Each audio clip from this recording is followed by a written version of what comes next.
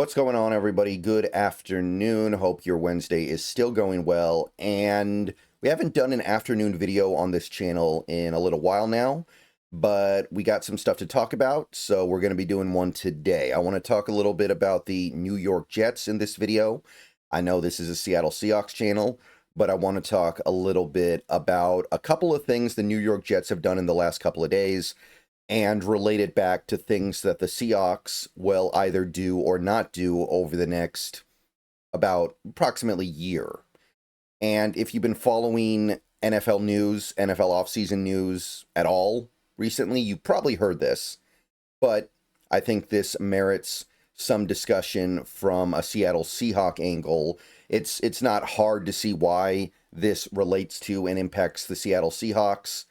But the short version is basically the New York Jets have committed a sizable chunk of their future to a couple of their young, really good players that they've drafted in recent years and have, in some ways, set the market for players the Seahawks may be looking to pay in the next year or so. Before we get into this, though, please click the thumbs up button on this video, subscribe if you're new, click the bell for notifications, become a channel member for $2 a month. Those are the best ways to support the channel. So let's start with Garrett Wilson. He was extended by the New York Jets just a couple of days ago. 4 years, $130 million is the full contract. $90 million of it is guaranteed. One interesting bit of trivia is that, according to Schefter, it's the first time in NFL history a receiver has received an average over $31 million after playing only 3 seasons. Obviously, 130 divided by 4 is 32.5, so it's significantly over the $31 million mark. But the thing that we really care about here, number one, is this is one of the biggest wide receiver contracts ever. And number two, it's going to a player that has had good production over the last couple of years, but hasn't had that big monster breakout season yet where he puts up dominant all-pro numbers and leaves no doubt that he's one of the best in the game. So talking just about this Garrett Wilson thing, let's understand that Garrett Wilson, he's a really good player, and he can also point to the fact that his quarterback situation has been a mess so far in his career. Garrett Wilson has put up big numbers and produced big-time stats and won some accolades without having a stable quarterback situation in New York these last 3 years. He's played in every game. He's caught at least 83 passes. He caught 100 passes last year. He's had at least 1,000 yards in all 3 of his first 3 seasons in the NFL. The touchdown count, a little bit low maybe. His success rate, you'd like to see a little bit better than that, I understand. But when you think about the fact that he's caught passes from, I believe, 7 different quarterbacks in his career, and the best quarterback that he's had to work with was probably washed up Aaron Rodgers, these numbers are legit. These numbers, I think we all understand that you're not going to reliably be able to put up 1,700 yards unless you have a little more stability at the quarterback position. This is a former offensive rookie of the year. He won it back in 2022. This is somebody that is clearly going places in this league. But again, with all that being said, this guy has not put up some 1,500-yard season yet, and he's still getting paid like this. Over the Cap has not yet updated their list to include him. But if you pull up their list, what you can see is that a $32.5 million per year average, which is what his current contract gives him, would put him 5th on the all-time and current, because they're both the same list, receiver contract list, behind Jamar Chase, Justin Jefferson, CeeDee Lamb, and DK Metcalf. And this is notable because the Seattle Seahawks have their own big-time receiver, or at least, big-time producing receiver at the very least, that is going to be looking at a contract like this in a year, or less than a year. At this point, we're more like 6 months, and saying, hey, it's my turn. And that is that's a starting point for me. I'm talking about Jackson Smith and Jigba.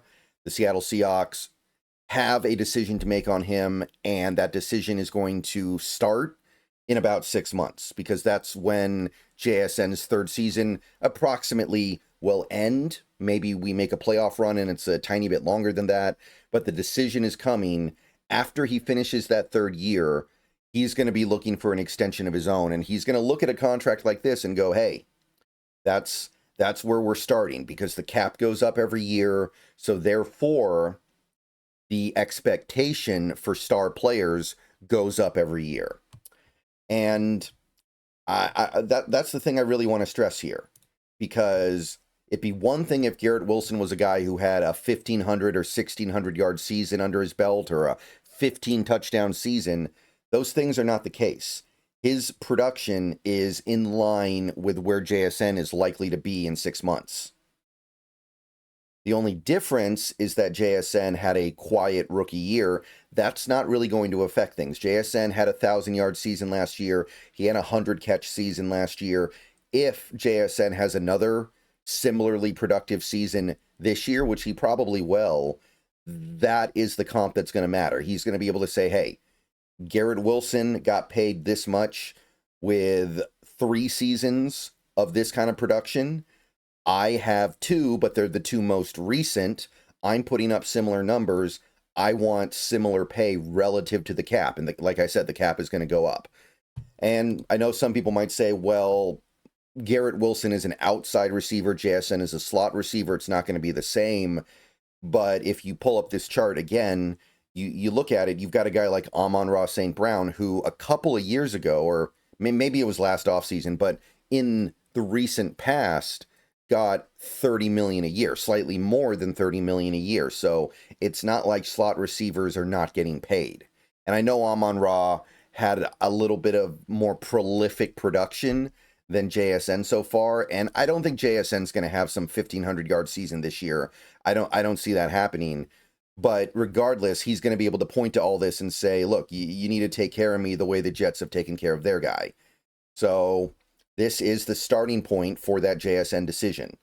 And if Garrett Wilson's getting 4 years, $130 million, then I got to believe if JSN has a good season, 1,100 yards, 90 catches, which I think he can do both those things, you got to believe he's going to start somewhere around here and probably look to push it up a little bit to maybe like 4 years, 132, 134 million.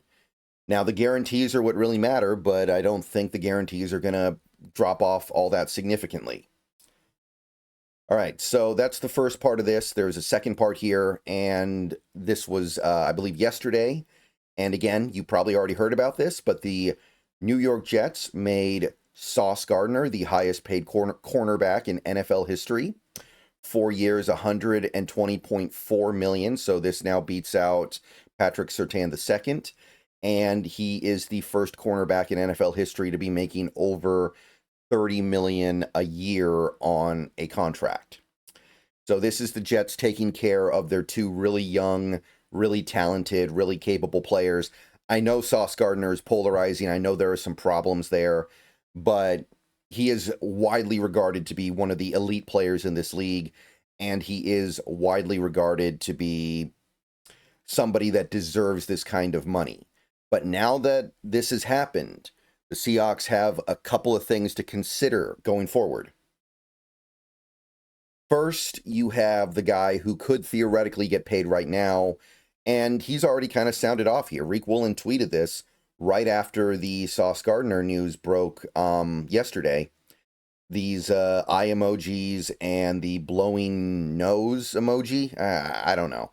I don't know exactly what that is, but I know what it's supposed to represent.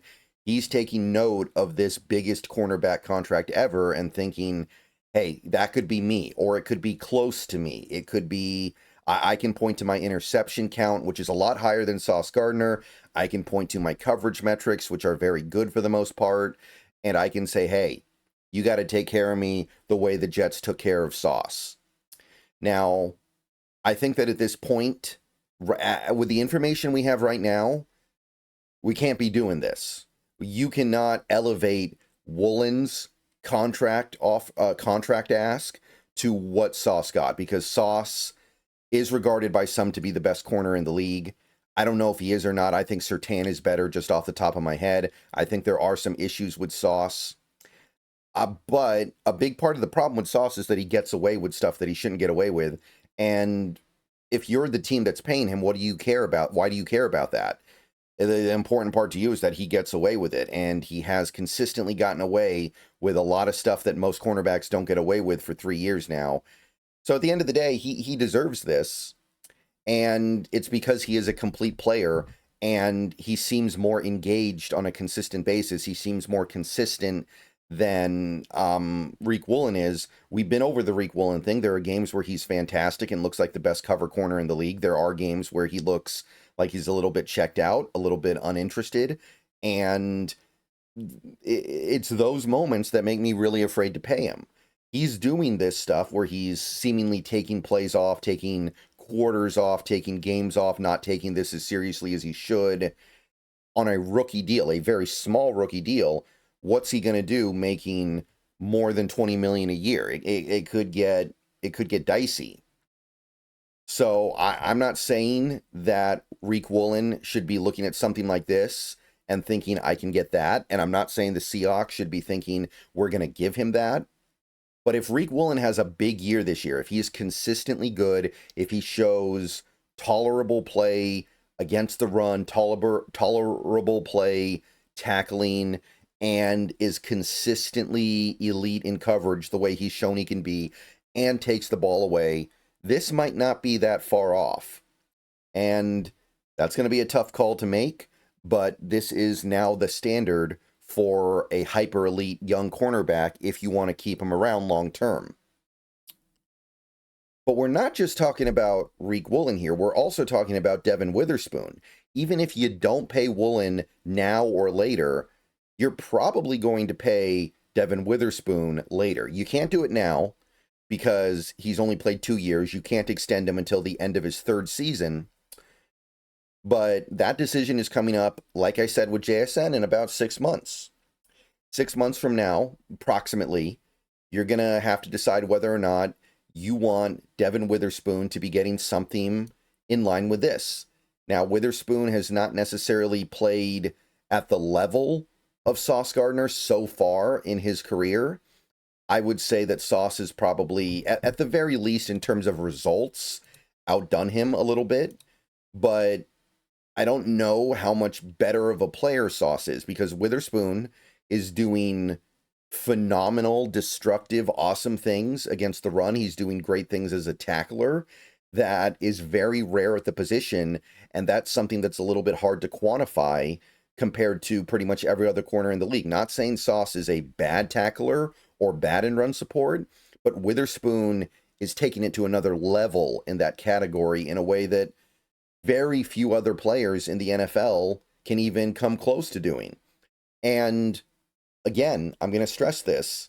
If Witherspoon has a monster breakout year in 2025, if he has a few interceptions and good cover metrics, and he's doing damaging stuff as a tackler and in run support, he's going to get paid based off of that. Like, I know some people are going to say it's only one hyper elite season.